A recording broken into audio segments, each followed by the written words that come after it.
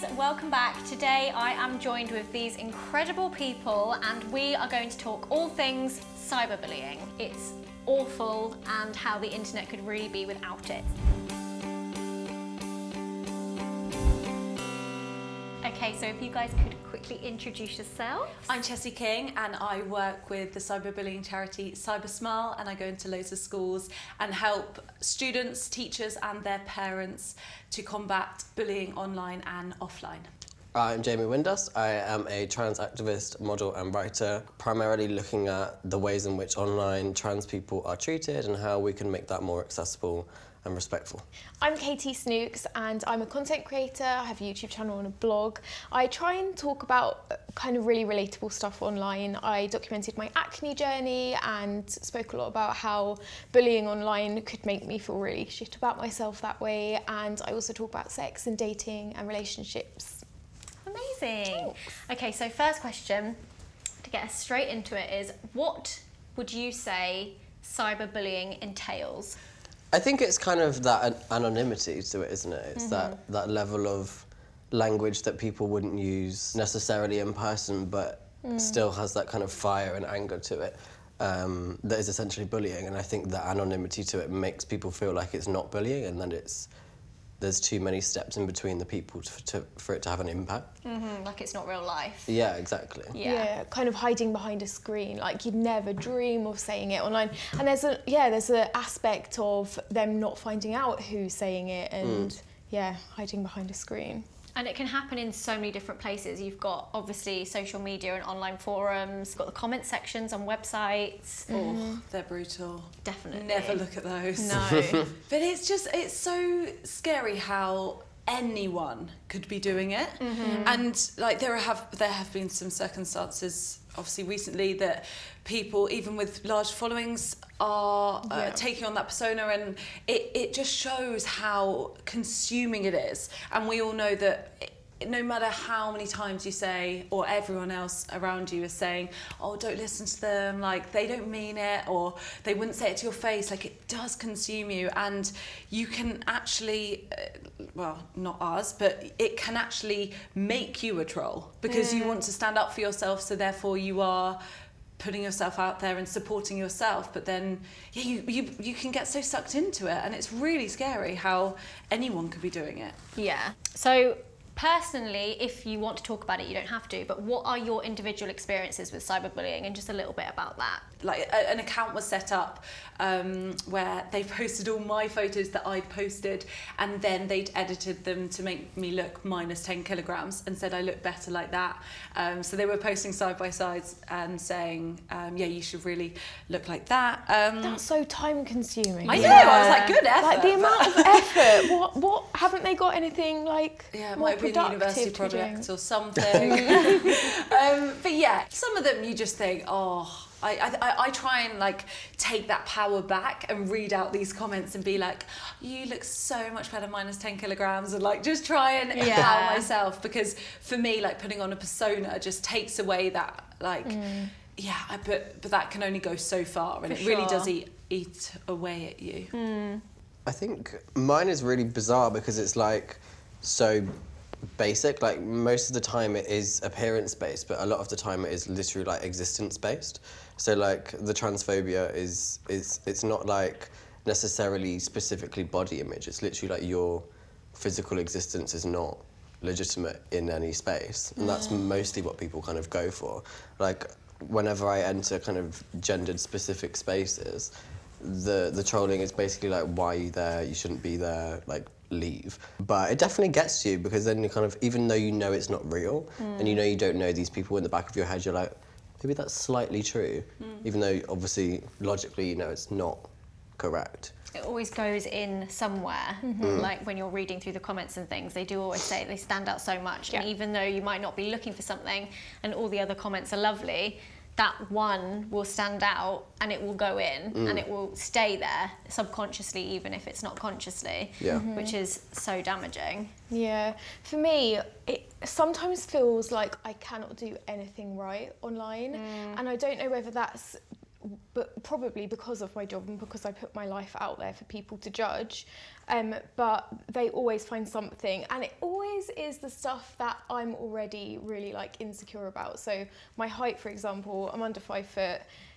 Started dating a guy who's like, after going through an awful breakup, which really ruined me, and having that online quite publicly as well, finally like fell in love. He's over 6 foot, and they know to pick on that because they know it's something that I feel really insecure about. And I guess the main thing is that they don't know what we've been through. They don't know what we've already like had to overcome personally with that. So like I had scoliosis, I really, growing up, and I had major spine surgery to help with that. And these people, like I already deal enough with the scars down my back and the bolts in my spine, let alone having to also deal with negativity, which is something that I can't help. Like I can't help my height. What do you think people should do if they see someone else being cyberbullied, or you're scrolling through someone else's comments and you're like, this is awful, I can't believe the stuff people are saying to this person, or you know someone who's going through something that's really awful online? How do you feel you could help somebody in that situation? I used to kind of publicly show my support by like either quote tweeting or replying and being like, you're a twat. And then what I realised is sometimes that's not helpful, because what would happen with me is I'd have people do that, and depending on the size of their platform, sometimes that's actually really not useful. It can add, even though they're Fuel to the fire. yeah, and even though their intentions are absolutely fine. So what I try and do is I just reach out privately, or I kind of just keep my eye on what's going on, report the tweets or the people that need to be reported. And hope that social platforms actually step up and do what they should do, because quite a lot of the time within the trans space, the reporting and the blocking doesn't always work because the platforms don't see it as a violation of sorts. Yeah, I guess there's a really fine line between knowing when to stand up for yourself or knowing when to stand up for someone else, and thinking, if I stand up for myself or if I call this person out, am I then contributing to that kind of negative side of social media? And the trolls thrive off it because they've been seen, and that's what they want. They want the attention. And that I used to do that, and I used to be so sarcastic. Oh, well, thanks very much. Yeah, I was like, oh, that's so cute, thank you. And when they send your story to you, but they're thinking that they're sending it to their friend, my God, like, that's the worst. Oh my God, that orange eyeshadow just does not suit her. And I'm like, thank you, sweetheart. I was like, here's the link. But I just think it's it's such a fine line. I feel like Instagram definitely has become more supportive their work with cyberbullying and stuff. I think that like keywords, I block out so many keywords. My keywords list is literally same. Gross. I mean, it's like a whole sentence of just like twat, bollock, camel toe. I'm just like, just block all of them. Do you also block the misspellings of the words? No. Oh, that's a new one. I should do that. Yeah, because there are Professional. Professional cyberbullying against. But I feel like we are coming together as like an army against the trolls, and also like I come at it as a really like, I think I've changed, like Jamie, my stance on it, and I'm just more empathetic of what they're going through, because I just think I just feel so sorry for the trolls, because I'm literally like, if you met me in real life and you didn't like me after spending a month with me day in, day out, then fine. Honestly, I do not care if you don't like me, but the fact that you're judging me on just 15 seconds of me speaking to a camera or like one post is so sad, because it just shows you, like you said, it's so time consuming. Definitely. There's such a disengage with real life and online life, in that I saw a quote recently, I think I posted it on my stories, that was like, if you're not kind online, then you are not kind in real life either. Like, you're just not kind. There's not two different versions of you. You can't be somebody online and then be somebody completely different offline and not think that those two join anywhere. And I think over time, I guess the more we're using it, the more we're consuming it, and the easier it is to be able to just type something to somebody in 2 seconds, I think the less empathy we have for that person as a human being, especially people with larger followings or celebrities who, you know, they have so many followers, these people that I think a lot of them don't think they're gonna see. So they just think, oh, this person's open for judgment, they're not gonna see it, they have so many followers, it doesn't matter. And then if you reply to them, they'll be like, oh my God, you replied, thank you so much. Yeah. It's like, what do you want from this? Yeah. They just want a reaction sometimes, I think. It's a really sad way of going about it. My next question was, have you ever responded to a troll, which we kind of all agreed that we have at some point, and you never really know the best way to do that, or how they'll take that, or how best to respond, because you almost want to come up with the most witty, meaningful reply, but actually what you really want to say is like, what have I ever done to you? Like, why are you writing that? I've seen quite a lot of people recently in like the queer space like actively opening that dialogue and changing minds, and quite a lot of people are being very open about how, you know, they get a lot of hate comments or a lot of hate DMs, but they'll actually start engaging in a dialogue there, and I think that's fine for some people, like if you have the emotional capacity to do that, that's fine, but often, like, I think what it can sometimes do is set a precedent that we have to kind of change their minds. Yeah. And there comes to a point with social media where, like you've spoken about previously in the series, like boundaries, like you need to know when to stop actually engaging in that dialogue and know what's best for you. Yeah, it's not your job to educate them, and like that's it. You're challenging their opinions and trying to shatter like their perceptions of you when they don't even know you. It's just sometimes The perception isn't even real, is it? Yeah, exactly. So obviously we've all encountered cyberbullying in a sense that we have social platforms, but I guess for someone who doesn't have that, how would they experience cyberbullying? So within a group of friends, someone in school? Yeah, I used to work as a teacher in a school back when Facebook was like the biggest platform, and she came to me at a lunch break and she was just in tears, saying that there was a group of girls that had set up this Facebook page, posting pictures of her, and she showed me the page and it was just horrible. It was disgusting, and she wasn't coming into school because of it, and I just said, what makes you happy outside of school? What is like your hobby? What do you do that's totally offline? Because I didn't want to take it away from her. That's the thing, like loads of teachers and loads of parents just obviously say delete Instagram. Yeah. But that's just like saying don't have chocolate. And I know, I would never. It's unrealistic. It is. So they set up this account on Facebook showing, like anonymously showing their foot. They did like, you know when what's it called, shuffling was a massive thing. Yeah. And I was like, right, just put on loads of pairs of trainers, because she was like, I just love dancing. So I was like, put loads of pairs of trainers on.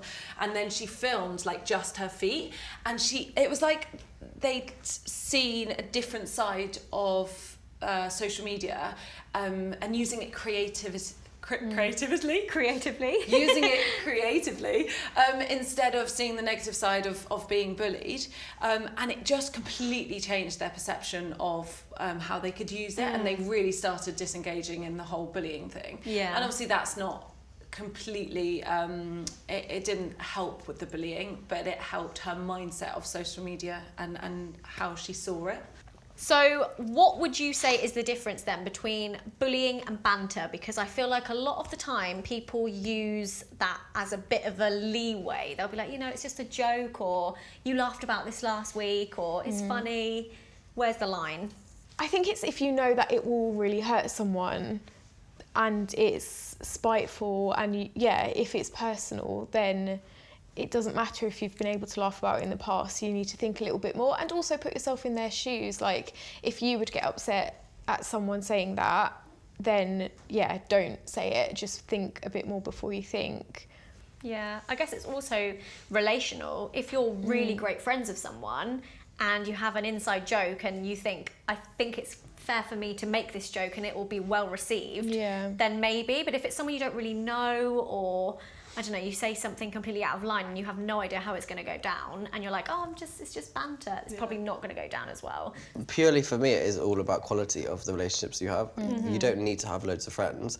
Literally, if I have friends that think banter is appropriate, they are dismissed, unfortunately. I love that. From my very small pool of people.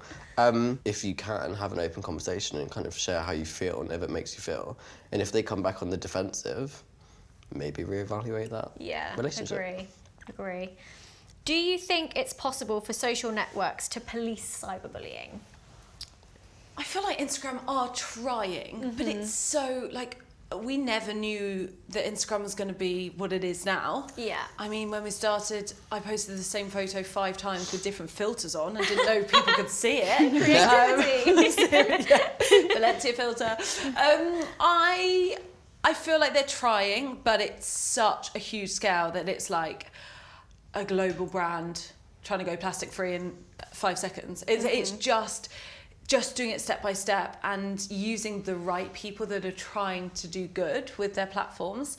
But yeah, I don't know, how would they? I know, and we Apart also from, have like, freedom of speech Yeah. too, which is what makes it slightly more difficult, I guess, for massive social media like platforms to work out what should be deemed unblock worthy and what should be deemed you can't use our platform. But we've accepted that it's part of our jobs, and I think that's really scary. And we've seen like it's so tragic what has happened recently, and you can never tell what someone is going through, their story, and from like looking at all of us, if we sat here and spoke to each other for 3-4 hours, we'd get to know each other more.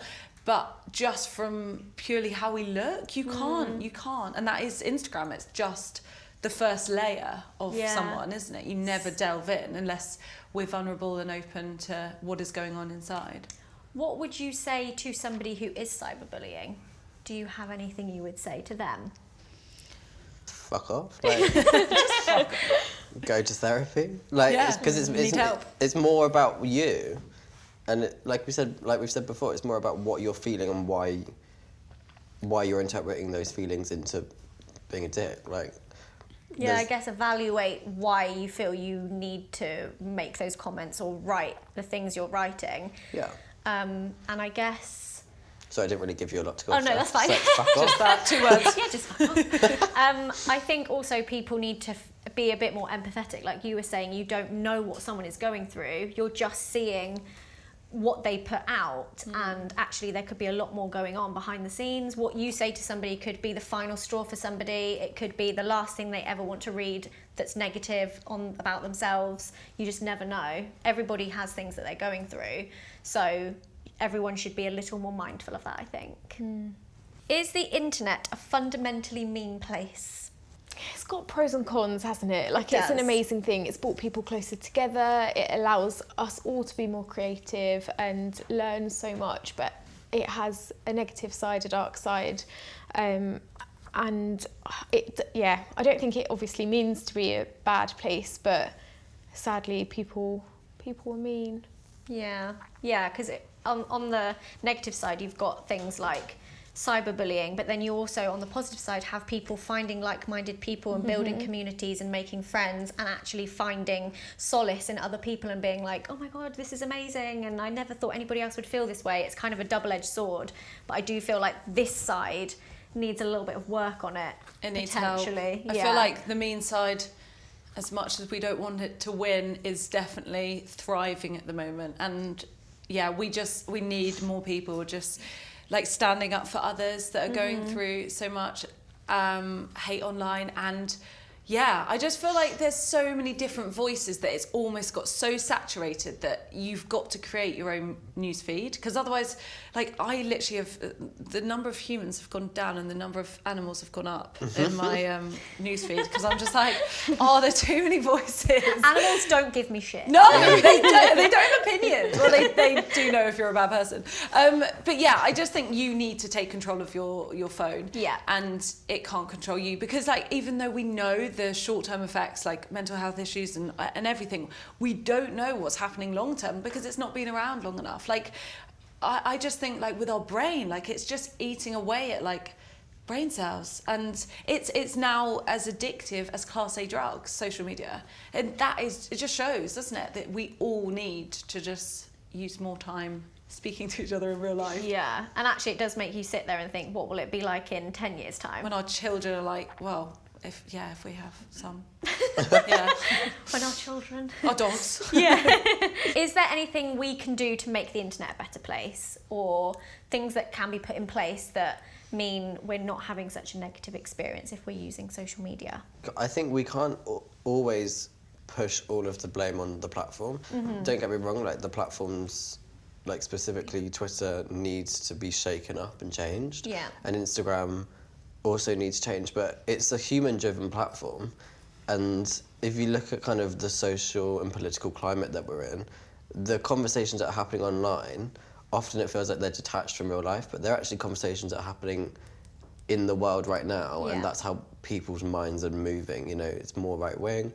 There's lots of kind of discussion that's happening that sometimes feel like it doesn't hit you unless it's online, and it's actually real. That's real life. So what I'd say is we need to be having more conversations offline, because then the conversations that are happening online will hopefully be kinder and more kind of fruitful, rather than just looking to social media to change what's actually happening in the wider world. Yeah. So it all feeds into each other. Exactly, I agree. For me, I think not even so much about cyberbullying, but just like managing my news feeds, like following more pets, and just making my feed somewhere I can go to be happy instead of look at and feel really shit about myself. I feel massive guilt about myself when I look at profiles because I'm not exercising enough, or I'm not eating well enough, or I don't look a certain way. It's very much body image that makes me feel awful about myself on social media. So for me, it's kind of small changes in my life every day, like writing a gratitude log about things I'm grateful for, and positive affirmations, saying I'm amazing in the mirror every day. And then alongside that, not listening to and paying attention and being involved in the negativity online, and managing my feeds, and just trying to make it like, who wants to go like wake up every day and feel rubbish? Exactly. Like, we deserve so much better than that. Life's too short. 100%. So for anybody who is experiencing cyberbullying, what advice would you give to them if they're watching this? Report, firstly, whoever is doing it. Tell someone about it, I think, is the most important thing. Yeah, like, talk. Don't suffer or struggle with it in silence. There are amazing people, parents, people in school you can talk to, family. I think it's just important to tell someone what you're going through so that you don't have to feel like you're alone with it. Because I think online it can sometimes feel like it's a bit almost childish. Like sometimes if you're young and you feel like you want to tell an adult, if you're at school, for example, like it can kind of sometimes feel a bit silly to say out loud, but it's actually as important, or if not more than kind of physical bullying or kind of in-person bullying, because it's constantly there and you can constantly see it. So like I'd say don't feel ashamed to actually, like you say, talk to people, because it's a real danger and a real kind of threat that's harming you as a person in your day-to-day.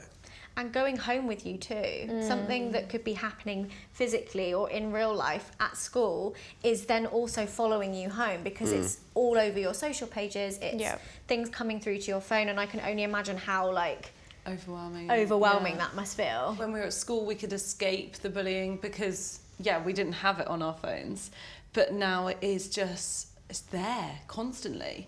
And even when you're not looking at it, even knowing that it's happening and that it's there, even if you're not reading it, and your brain starts to coming believe in. it. Yeah, because your brain can't filter. You have to tell yourself that is not true, because otherwise it takes it on, and you actually you're like, oh my god, I am that thing that the troll has said. Like, I did a campaign with Cybersmile where for over 24 hours I took on every troll's comment, and I edited my body with a load of retouchers to how the troll wanted me to look, and I ended up looking like a monster, which was really scary actually. But the whole moral of the story, the whole line was just, trolling is ugly, not you. So it's the whole group. These trolls, they group together. Like when they they have platforms where they say, oh, this person, let's go in at this person, and they all rally round, and then they go, which we should be It's like doing. mob mentality. Yeah, and they want to feel included in a community like we all do. So they find the hate community their place to thrive. But if we can all do that with like an army of support, and we say, right, this person's getting bullied, let's rally around and help support them. And like Jamie said, not maybe doing it on their Instagram post, but going to them directly and just saying, look, I've seen that you're going through this, and look, I'm here, I've been through it. I can speak to you. And yeah, more needs to be done in schools though, just to educate people how to use the platform, because we don't have lessons on how to use social media. Like, I'm trying to include them into the lesson plan, but you just need that education. And for people like you, Jamie, who are doing incredible things, you need that education. It's just naivety. It's people that are just so like, and they will learn, like campaigns that you're doing that are fantastic. Like, you see people in schools going, oh, if Jamie's doing it, I can do it. Like, and we just need everyone to be represented in the media. And that is what's happening. We're starting to see that change. And it's incredible. Yeah, it's so great. I also think if it's happening to you and it feels like really consuming, to remember that there are people who get you and who love you. And I think it's important to remember that sometimes what people are saying to you online isn't real life.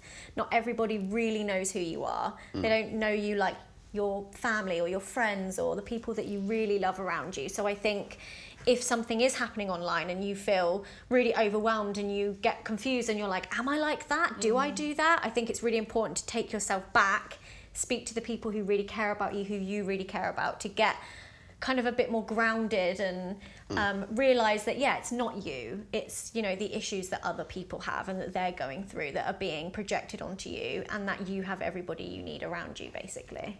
Okay, so what do you guys think of Digital Detox Day? And how we can have this day to reflect on how we use social media and spend time in real life with our friends and family doing something that we don't often get the time to do. Are you going to do it? Absolutely. It's magic. I feel like we all need it. Yeah. Like, I try and do Sundays, scroll-free Sundays. I love that. Sundays. It's so good. I literally feel incredible on a Sunday evening. I'm like, wow. I think it just gives you that time. Like, I'm sure most of us in this room, we get our best ideas when we're off our phones, and like that time for your brain just to, I feel like I've said brain loads. I'm not a neuroscientist, but Your side hustle. Yeah, that's what I do. But I think it gives us time to just like process the information that we've like put into our head and filter through the bits that we need, the bits that are actually helping us.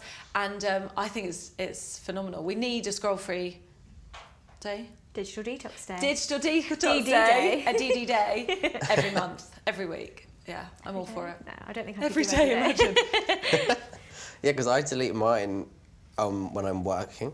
Oh, So that, that's a good idea. So like I download it in the evening as like almost like a little treat. Oh, That's a good And like little what's dessert. Yeah, like what's I do happened actually today. think that's a great idea. It's a I've really never good heard idea. anyone say that before, because people use the apps where it like limits you, but then you just turn the limit off. And then I delete it before I go to bed. And then re-download it the following evening. So it's a bit annoying, but... Yeah, slightly Ooh, I annoying, love but if your that Wi-Fi though. speed is not quick, sitting there for ages, that is amazing though. It's good though, because then you don't get like bombarded, and you also feel really popular because all your messages come in at once. It's like the olden days when you would turn your phone off at night and then you'd wake up and be like, no one's messaged me. It's been the middle of the night.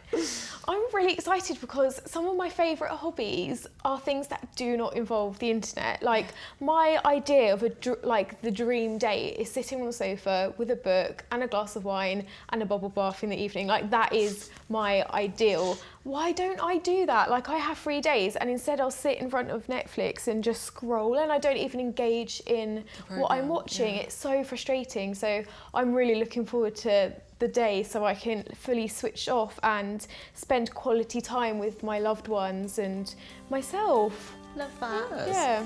Okay, well, thank you so much, everybody, for being here and sitting down and talking about this. I really think this is going to help a lot of people, and yeah, get involved, guys. DD Day is coming, and I'm really excited for you to get involved. You can check out other things about the campaign over on the channels listed, and I will see you soon. Bye. Join us on the 5th of September and post a picture letting everyone know you're off.